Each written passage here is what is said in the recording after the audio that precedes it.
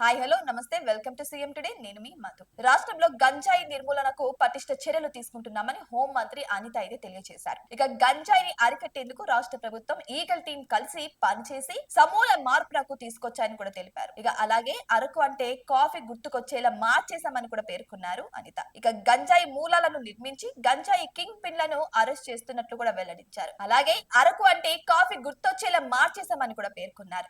గంజాయి మూలాలను నిర్మూలించి గంజాయి కింగ్ పిన్లను అరెస్ట్ చేస్తున్నట్టు కూడా వెల్లడించారు. ఇప్పటి వరకు 7 కోట్ల రూపాయల విలువైన ఆస్తుల్ని సీజ్ చేస్తామన్నారు. తల్లిదండ్రులు సైతం తమ పిల్లల కదలికలపై దృష్టి సారించాలని, వాళ్ళు ఎక్కడికి వెళ్తున్నారు, ఏం చేస్తున్నారని నిఘా పెట్టాలని హోంమంత్రి అనిత సూచించారు. ఇక గంజాయిని పండించే, విక్రయించే, వినియోగించే వారికి సంక్షేమ పథకాలను ఆపివేయాలనే ప్రతిపాదన ఉందని కూడా తెలియజేశారు.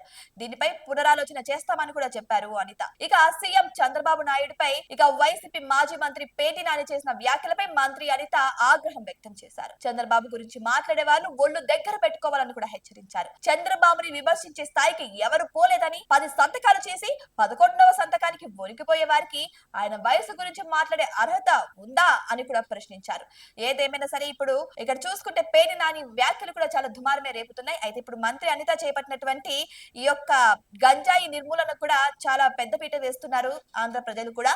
మరి ఏదేమైనా సరే ఇది ఒక కార్యక్రమం కూడా ఆంధ్ర ప్రజలకు మేలు చేస్తుందని అందరూ భావిస్తున్నారు. మరి మీకేమనిపిస్తుందో కామెంట్ బాక్స్ లో కామెంట్ రూపంలో తెలియచేయండి. ఇటువంటి మరిన్ని అప్డేట్స్ కోసం మా ఛానల్ ని సబ్స్క్రైబ్ చేసుకోండి.